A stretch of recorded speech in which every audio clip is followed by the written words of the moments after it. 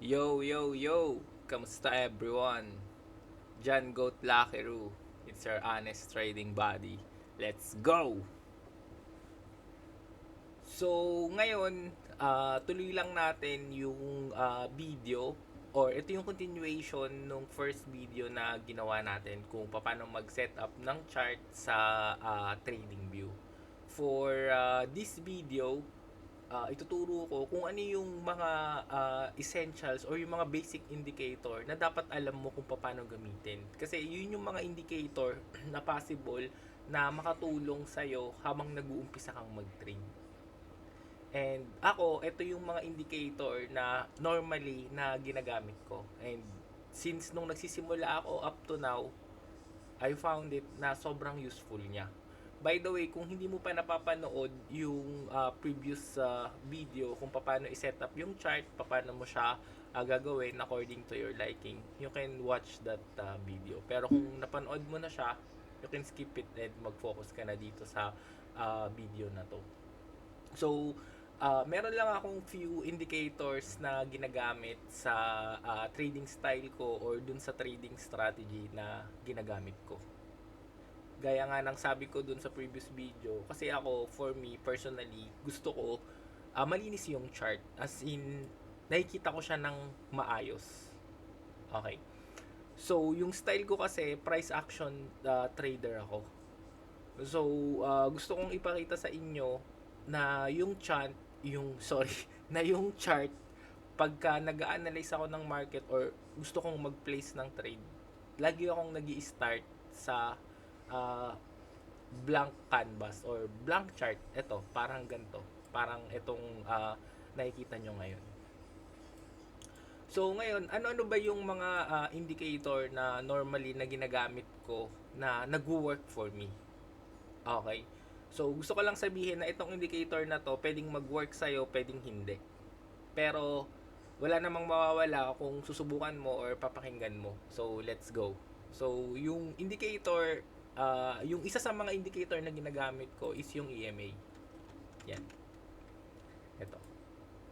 Yan, moving average exponential or exponential moving average. Etong EMA, may kita mo yan, ito yung guhit na nandyan. So, most of the time, sa ibang traders, actually gumagamit din sila ng EMA. Ano ba yung main purpose ng EMA? By the way, yung settings nito, pwede mong i-adjust. Yung settings ng EMA, ito yung average price kung nasang time frame ka. Kung EMA 9 yan, yung last 9 candles, so bilangin mo 1, 2, 3, 4, 5, syempre hindi ka na magbibilang, estimated na lang. So ito yung average price ng last 9 candle. Kung nasa Ethereum ka, let's say 2805. Yan. So ito yung average price sa daily time frame niya. So ito yung 1 day time frame, yan. And pag nagbaba ka ng time frame, nag-a-adjust yan. Yan. So, itong line na to, kinakalculate niya yung average price ng last 9 candles. Pero ako, normally, ang ginagamit ko na settings ng EMA is ito. Yan. 50 EMA. Iba-iba kasi kung anong klaseng trader ka or kung anong type ng trader ka, dapat alam mo. You can use the 50 kung day trader ka, or you can use the 50 kung gusto mong mag semi swing, pero kung mga swing trader ka, 100 yan, nag-a-adjust siya. So may kita mo pag habang tinataasan mo yan, tumataas din siya. Yan. So from 50, 100 or 200 EMA yung gagamitin mo. Pero ako, for me personally, I found out na mas nagwo-work sa akin yung 50, sorry. Hindi 550 lang. Yan. Yung 50 EMA. Yun yung moving average na pasok dun sa strategy na ginagamit ko for myself. Pero syempre, sabi ko nga, since iba-iba tayo ng strategy na ginagamit, pwede mong i-adjust yan according dun sa number or dun sa EMA na mag-work dun para sa strategy mo. Okay. And yung EMA kasi, nagsiserve siya for what purpose ba? Ano ba yung purpose ng EMA? For me, yung EMA or yung exponential moving average, nagsiserve siya as additional confluence para sa akin through my directional bias. What I mean by that? So kung makikita nyo dito, yung EMA, sinusundan niya yung mga candles. Yan. Okay. So, bago ko ituloy, para lang din magkaroon kayo ng idea, etong mga candles na to, na nakikita nyo dyan, yung green tsaka black, hindi yan basta candle lang. Okay. So, yung mga candles na yan, na kung tawagin nila is candles, ang tawag dyan is price representation, para may idea kayo. Hindi yan basta candle lang. Etong candle na to, or itong price representation na to, may equivalent yan. Andirito sa may right side yan, yung gumagalaw. Yan. So meaning, kung nasa 4-hour time frame ako, pag binaba ko yan ng 5 minutes, iba yung itsura niya. So yung mga candle, take note on this one, it's just a price representation. Okay. Para lang alam nyo kung hanggang saan yung inabot ng price. Like, let's say for example, dito. From 2592, yan, 2592.61, umakyat siya up to here, to 2637. So, etong candle na to, from 1, 2, 3, 4, 5, 6, 7, in 35 minutes, umakyat siya from 2593 hanggang dito, sa 2637. So, yung stretch niya is from here to here, nung price. Yan yung inakyat niya within 35 minutes. Para lang hindi kayo ma-mislead, ano ba tong mga to, ano ba tong mga candles na to. Kasi most of the people, they are just observing the candles. Yung candles is price representation yan. Yan yung inangat niya. Okay. Since meron tayong time na sinusunod, or meron tayong time na naandyan para i-check natin. Etong mga times na to, yan is pagka marunong ka na kung paano mag-check ng multi-time frame analysis. Which is siguro gagawin ko siya sa mga susunod na videos. Kasi ito yung isa sa mga tinuturo ko sa mga students ko. Okay. So, yan. Tuloy ko lang yung EMA. So, by the way, yun pala yun. Yung mga candles is price representation yan. Hindi yan basta candle lang na kandila. Okay. So, each candle, price representation, yan ng asset na gusto mong pag-tradean. So, para lang din dun sa mga sobrang newbie, tsaka dun sa mga sobrang bago talaga. Okay. So, ngayon, halimbawa, ito yung candle. Yan. Sorry, pangit ako mag-drawing talaga eh. Yan. So, yan. Ito yung high niya. Ito yung low niya. Let's say, ito yung open. Ito yung close. Etong buo na to, ito yung body. Okay, dito na lang. Yan. High, low, open, tsaka close. And then, etong buo na to, ito yung body ng candle. Yan. Ito, para lang din alam nyo kung ano yung anatomy ng candlestick. So, makikita mo dito yan. So, pag tinapat mo dito, etong part na to gumagalaw yan. So, pag tinapat mo dyan, makikita mo. Yung O, yun yung open. Yung high, yun yung wick na nasa taas. Then, yung low, yun yung nasa baba. And then, yung close, yung nandirito sa taas. Yan. Ito to, yung OHLC. Para lang din aware kayo. So, sa pataas na candle, ganun siya, nagsisimula. And then, pag sa pababa naman, ang open niya is dito. Ang high niya is nandito. Ang close niya is nandito. And ang low niya nandito. Kumbaga, opposite lang siya. Okay. So, kung medyo nalito kayo, ulitin nyo na lang yung video. I-replay nyo na lang. Meron namang replay. So, yun yung about sa candle as price representation. And para alam nyo na pag eto tinapat nyo dyan, makikita nyo yung high, makikita nyo yung open, makikita nyo yung close, makikita nyo yung low nya. Diba? So, para lang din aware kayo. So, alisin ko na to and then let's move forward para mas maintindihan nyo. So, balik tayo sa EMA. Sabi ko kanina, yung EMA, for me, it's just for my directional bias. What do I mean by directional bias? And yung settings ng EMA ko is nasa EMA 50. As you can see from here,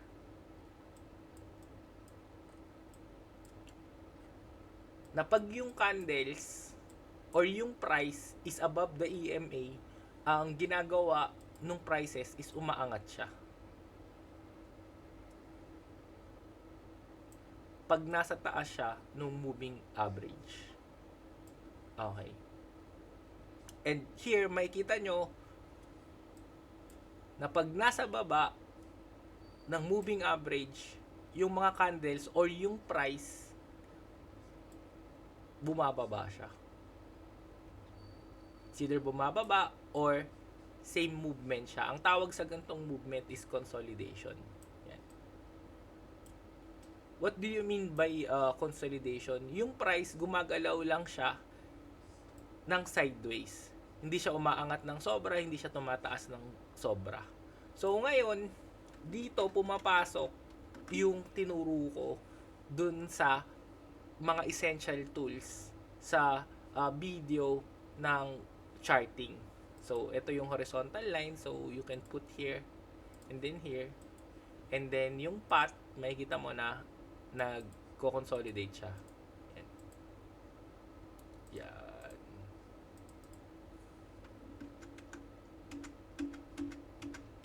Yan. So as you can see from here, na pag yung prices or yung mga candle nasa baba siya ng EMA, ang ginagawa niya is bumababa lang siya. And pag nasa taas naman siya, ang ginagawa lang niya is umaangat lang siya. Okay. So for me, ang main purpose ng EMA is for me to analyze or for me to see kung saan ba papunta yung market ngayon. It's either pababa ba siya or pataas ba siya, para alam ko kung magti-trade man ako, anong klaseng order type yung gagawin ko. Magbabay ba ako or magsisell ba ako? Pero dito syempre there is no rule of thumb naman. Kumbaga, it's either nasa babayan ngayon, pwede yang umangat in an instant. And take note, yung sa multi-time frame analysis, nag-iiba-iba yan.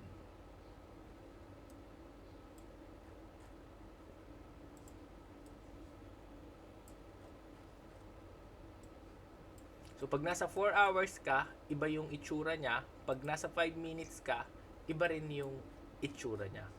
So, kailangan mong malaman kung saang time frame ka magti-trade. And eto, yung mga things na tinuturo ko pagka nasa YB Generals ka. Para lang din may idea kayo. Pero for now, I'm giving you a basic or a perfect example kung paano nyo gagamitin yung EMA. Pero take note, sabi ko nga, there's no rule of thumb. Pero for me, ang main purpose lang ng EMA is para alam ko kung saan possible pumunta yung market. Possible, hindi siya sure. Kasi anytime, kahit nasa taas yan, pwede yang bumaba. In an instant. No one will ever know. Since ang trading kasi is based lang naman siya sa probabilities. But the EMA will help you a lot kung ilalagay mo to sa chart mo para magkaroon ka ng higher probabilities of taking a winning trade. For me, yun yung pinaka main purpose ng EMA.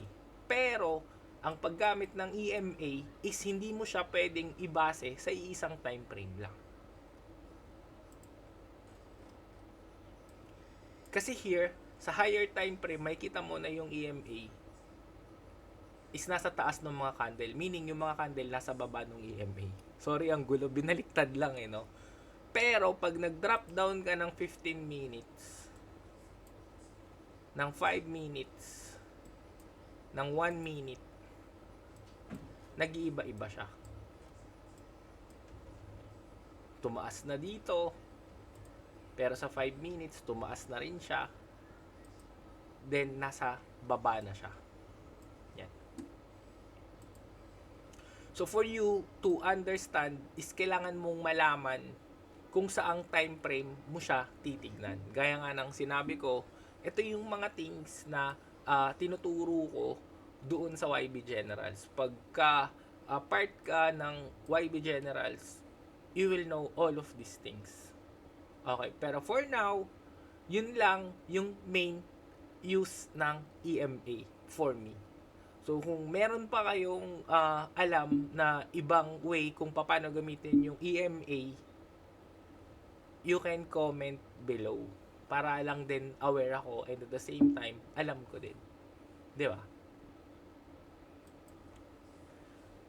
So, yun yung sa EMA. And kung makita nyo sa baba, meron ditong mga candles din. Price representation. Pero ito kasi, ito yung volume. Okay, dito mo makikita kung gaano kadami yung bumibili or nagbebenta. Yung buyers and seller. Yung selling tsaka buying pressure niya. Okay. So, ito yung volume. Yan. So, for me, ang ginagawa kong settings ng volume ko, ito, yung moving average niya, pinapalitan ko ng 30. Yan. And then, chine-checkan ko lang to. Para, meron din siyang EMA. Yan. Yung volume kasi, tsaka yung EMA, for me, magkapatid yan. Makikita mo dito,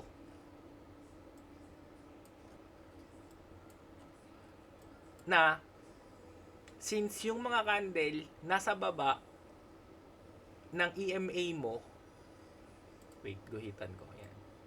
Ay. Yan. Ito yung EMA mo, di ba? Makikita mo ngayon na yung volume dito, nagkakaroon siya ng mga red. So meaning, ito yung selling pressure. And for you to identify na kung malakas ba yung selling pressure causing the market or the price to go down, is pag lumalampas siya doon sa moving average na nilagay mo sa volume. Same thing lang din neto. Okay. Pero kasi dito, one way lang siya. Puro paangat, red or green. Red or green lang siya. So, para malaman mo na etong candle na to, pag tinapat mo dito, kahit nasa taas siya, yung selling pressure niya is sobrang lakas, sobrang dami. Why? Kasi lumampas siya doon sa moving average na nilagay mo doon sa volume.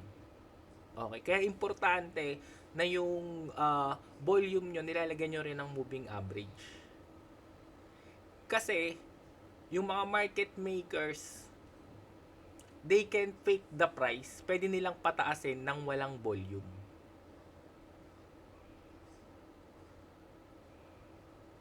Pero hindi nila mapepeke yung volume or yung lakas nung pag-sell na yon, gaano kadami. Nakukuha nyo ba? Yan. I'm trying my best na i-explain siya sa inyo. Medyo pigil kasi ako magturo since etong video na to for like educational purposes lang. Hindi talaga ito yung strategy na ginagamit namin. Or, I mean, ito yung strategy pero hindi yung gantong approach. What I'm teaching you right now is the basic. Okay, pero merong other things pa na dapat nyong malaman. Pero, entry level na tong tinuturo ko sa inyo. Okay, so tuloy ko lang. Yan. So ngayon, makikita nyo dito sa moving average nyo sa volume, lumampas siya. And makikita mo yung candle, eto siya, nasa taas siya ng EMA mo.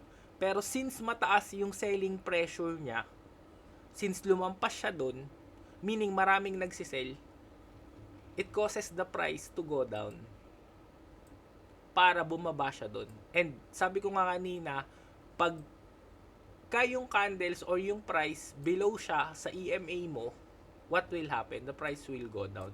And kung makikita mo dito, red candle, red candle, red candle, red candle, and then habang lumalaki yung kandila, dumadami din yung selling pressure or dumadami yung mga nagbebenta. Kaya yung price bumababa. So from this point, umabot siya hanggang dito. Yan. So alisin ko lang ulit yung mga ginuhit ko. Yan. So ganun nyo i-prepare yung EMA tsaka yung volume para lang aware kayo kung paano gamitin etong mga to. Okay? EMA for your directional bias para alam mo kung magbabay ka or maglulong ka ba. And yung volume is for you to know kung may buying pressure ba or selling pressure ba. Kasi ganito yan. What if alam mo na nasa baba ng EMA mo yung prices or yung mga candles. And at the same time, makakakita ka ng green candle na lalampas dito. Parang ganito, yung mataas. Yan. So baka kasi, ang gawin mo, pag nakakita ka ng ganyang candle, the next thing na gagawin mo is magbabay ka na. Wala namang masama kung magbabay ka. Pero, gaya nga ng sabi ko kanina, pagka below pa siya ng EMA, ang hahanapin mo lang na entry or ang hahanapin mo lang na trade is puro pababa ka muna. Kasi most probably, yung price, bababa pa yan. And pagka nasa taas naman ng EMA yung prices, that's the time na pwede kang mag-buy. So, kailangan i-align mo din kasi yung entry mo doon sa current market condition. Which is yung EMA, it will help you to analyze kung magbabay ka ba or kung magsisell ka. That's the main purpose of the EMA and volume for me. So, sa gantong paraan ko ginagamit yung EMA and volume. It's just a guide for me para alam ko kung magbabay ba ako or magsisell ako.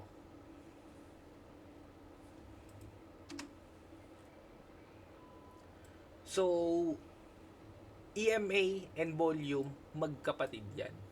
So, ito yung mga essentials na kailangan meron kayo sa chart nyo mismo.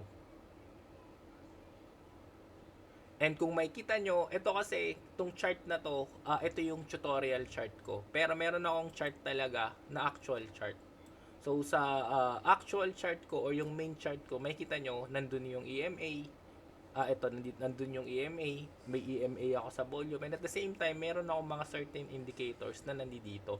Kasi ito, yung mga tools na nakakatulong for me para makapaghanap ako ng magandang trade setup. So, bukod sa tools dito, another confluence siya. Pero sabi ko nga, always based dun sa price movement or dun sa price action niya. So, yan. So, I give you the two indicators na ginagamit ko para makapag-execute ako ng high probability na trade. So, EMA and volume with moving average. So, etong dalawa na to, ito yung dalawa na essentials na kailangan meron kayo sa chart regardless kung anong strategy yung ginagamit mo. Kasi it will give you additional confluence sa market. And i-recap ko lang ng isang mabilis. EMA is for your directional bias para alam mo kung nasan yung market ngayon. Kung magbabay ka ba or maglulong ka or magsisell ka, magsushort ka. So parehas lang yun. Yung buy, yun yung long, yung sell, yun yung short. Para dun sa mga hindi pa nakakaalam talaga. And then yung volume, ito siya. Ang volume, kung yung candles is price representation ng asset na pinagtetradean mo, like for Ethereum, dito naman yung mga candles sa baba, ito yung selling tsaka yung buying power. Ito yung selling pressure niya, ito yung buying pressure. Ito kung gaano kadami yung gustong magbenta tsaka yung gustong bumili sa market. Kasi pag mataas to, you will see from here na yung price tumataas siya. Yan, tumataas. So from here, ito siya, itong candle na to, and then mataas yung buying pressure, means maraming interested dito sa price range na to, kaya yung price umangat siya. And after niyang umangat, then medyo humina, and then nagkaroon na ulit ng panibagong selling pressure. And kung makikita nyo dito sa baba, yan, may mga selling pressure na uli or marami na uling nagbebenta sa market, kaya yung price bumababa siya. So para lang din aware kayo, just in case medyo nalito kayo dun sa mga unang video, sa mga unang sinabi ko. So ito yung dalawa na essentials para dun sa chart nyo. And don't forget na yung mga candles is price representation yan nung asset na gusto nyo pag-tradean. Hindi yan basta kandila lang. Most of the people, they think this is just a candle na pwede nilang gawin yung mga chart pattern, etc. Pero for me, price representation yan. Kasi hindi lahat ng mga patterns or hindi lahat nagwo-work. There are some na magwo-work, pero mostly hindi siya nagwo-work. So kailangan mong hanapin kung anong klaseng chart pattern, kung chart pattern trader ka, yung magwo-work para sa'yo kung gumagamit ka ng EMA. So sa mga susunod na videos, ituturo ko kung ano yung mga chart patterns, candlestick patterns na nagwo-work for me and yung ginagamit namin nung team. So, etong video na to, sobrang basic nito. Para lang magkaroon kayo ng idea kung ano yung mga essential tools na pwede nyong gamitin. And at the same time, hindi lang naman EMA, hindi lang naman volume. Meron pang tinatawag na RSI, Relative Strength Index. So, for me, ako, personally, hindi ako masyadong gumagamit ng RSI. Pero bibigyan ko kayo ng idea kung paano gamitin yung RSI the right way. Most of the people kasi, sinasabi nila na yung RSI pagka oversold na siya,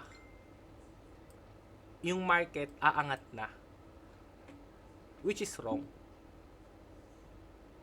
Hindi ko naman sinasabing mali, pero kasi as long as may selling pressure pa yan, kahit nasa baba yan, possibly pa na bumaba yan, basta may selling pressure pa. Ang paggamit ng RSI for me is for you to identify sino yung may control sa market. So, paano mo malalaman kung sino yung may control over the market? So, nakikita nyo tong gitna. Itong gitna na to, ito yung 50 line niya. Kasi itong nasa taas, ito yung 70, ito yung 50, ito yung 30. So, for me, I'm using the RSI kung gagamitin ko siya just for me to know and to pair it with my EMA and my volume. So, paano ko siya gagamitin? Malalaman mo dito, pag yung RSI niya is below 50, ang may control ng market is sellers pa din. So, meaning, tama, kasi yung prices, below siya ng EMA. And pag below siya ng EMA, sino ang may control over the market? Yung mga sellers. Kasi mas madami sila, may kita mo dito, mas madami yung pressure. So, yung mga sellers o yung mga nagbebenta, pinapababa nila yung market. And my RSI is telling me na oo, tama nga. Kasi below pa siya sa 50. And pag above 50 naman, yung RSI mo, ito siya ngayon, 35.59. Pag above 50, yung RSI mo, Meaning, ang may control over the market is yung mga buyers. Reasoning, kaya, ito yung 50 niya, di ba? Yan. Kaya, yung price, tumataas siya. Kasi they are in control over the market. That's the main thing for me para gamitin yung RSI to pair it with my EMA and volume as additional confluence para malaman ko kung sino yung may control over the market. So I'm not saying na yung gumagamit ng overbought and oversold is mali sila. Sa trading, wala namang tama, wala namang mali. May mga different usage lang siguro kung paano mo gagamitin yung RSI.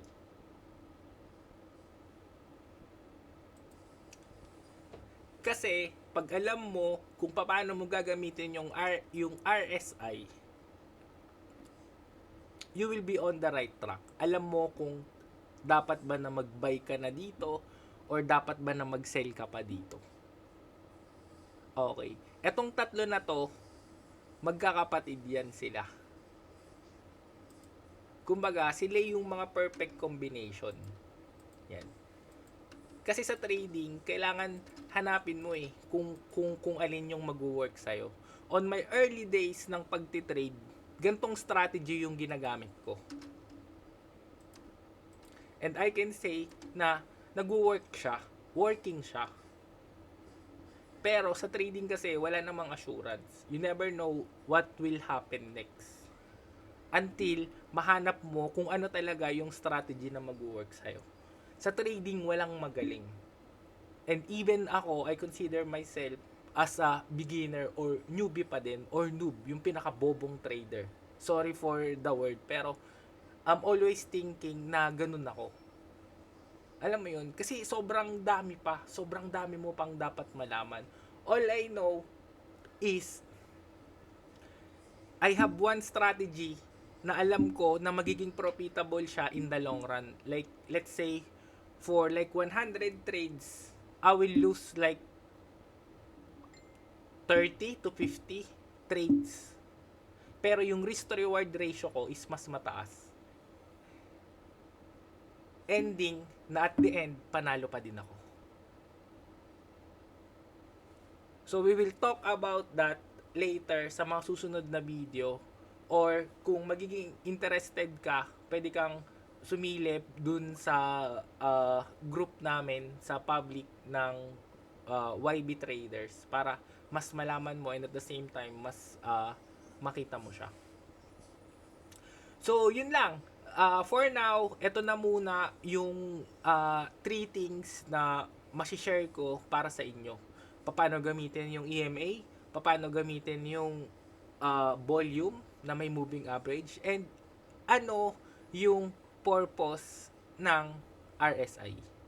Sabi ko nga, RSI, I'm not using it as overbought and oversold area. Ito, ginagamit ko lang siya for me to know kung sino yung may control over the market.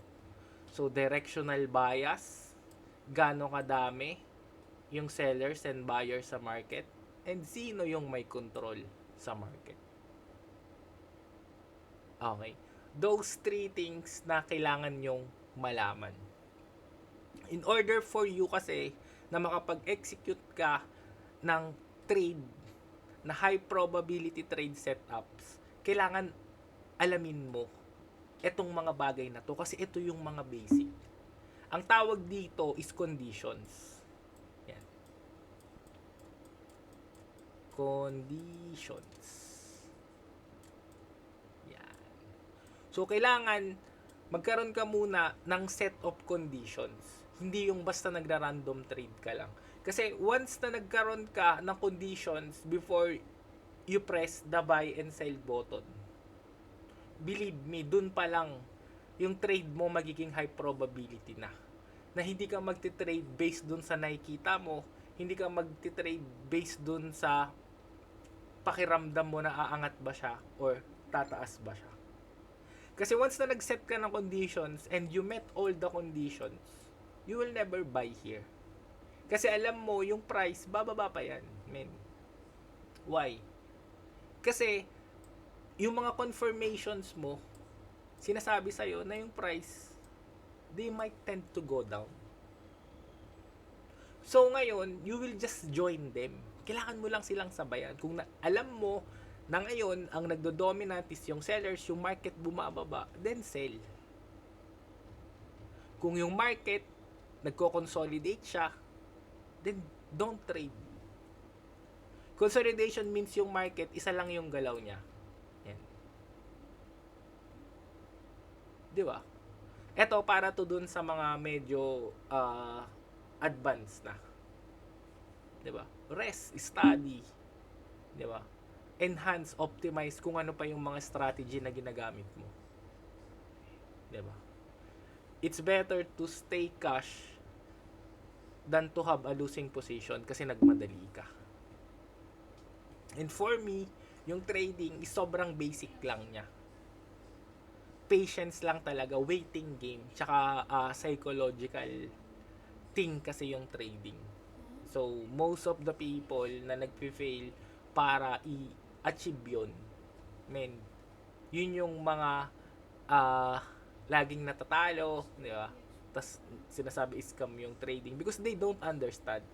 Hindi lahat ng mga bagay na hindi mo pa naiintindihan, it doesn't mean mali na yun. So, minsan kailangan mo lang ding intindihin. Para alam mo kung ano yung mali dun sa ginagawa mo and ano yung possible na pwedeng makapagbigay sa'yo nung gusto mong resulta. For me, yun lang. Walang ibang sikreto, walang magaling. 'Di ba? Walang mahina mag-trade. They just don't understand. And ako sa mga students ko, yun lang yung palagi kong sinasabi sa kanila. First, you need to know. And then once alam mo na, you will gain an edge. Pag may edge ka na, meaning you learn, and then that's the time na you can earn, men. Ganun lang siya kasimple. So, para hindi na humaba yung video, yan. Ganito lang ako magturo. To be honest, rekta kasi ako. Kumbaga, straight to the point yung mga turuan ko. Wala na akong masyadong maraming cheche-boreche pa. Wala na akong madaming mga pakulo na ganito, na ganyan. Kumbaga, ako kasi, execution ka agad. Yung tinuturo ko. Pero syempre, merong guidelines. Execution in a way na wag na nating sayangin yung mga oras natin. Kasi ito yun eh. Ituturo ko sa'yo ng ganito. And then, ang kailangan mo na lang gawin is mag-antay. Ayoko na nung masyadong madami pang ebas, madaming palabok pag nagtuturo. Ito yun, antayin mo na ma-meet mo lahat ng mga conditions mo and then that's the time na mag-trade ka. Kasi we never know naman eh. Di ba? Kung aangat ba yan pag nag-long ka or bababa ba yan pag nag-sell ka. We never know. We are trading based on probabilities. Pero, kaya mong gawin na yung trade mo high probabilities. Sabi nga nila, if you are in the middle of the war, piliin mo yung winning side. Di ba? So, sa trading, madali mo lang siyang makikita. You don't need to guess. You just need to wait and watch. Ganun lang siya. So, I hope na may natutunan kayo kung paano gamitin yung EMA. Yan. Yung volume. And yung RSI. And gaya nga ng sinabi ko sa inyo, I have a set of students na up to now, nag-aaral sila from newbie to beginner to advanced to Phrygian rockstar na mga traders. So, kung gusto nyong mag-join, pwede kayong sumali dun sa public group para makita nyo and at the same time, makita nyo kung sino yung mga nandun, anong klaseng trader sila. Kasi kailangan mong alamin kung anong klaseng trader ka eh. May iba't iba kasing klase ng trader. So, sa mga susunod na videos, I will explain everything. Para mas mahanap mo kung alin yung strategy na fit sa'yo, kung ano yung strategy na magsusut sa'yo. So, that's it. I hope na may natutunan kayo. I hope na may na-contribute ako para sa trading journey nyo. Kung gusto nyo pang iangat sa next level yung trading journey nyo, comment lang kayo. And I will share you the link para maka-join dun sa public group. And if you find it enticing and okay, then you can join YB Traders. So, that's it. Maraming salamat and let's go. See you on the next trade.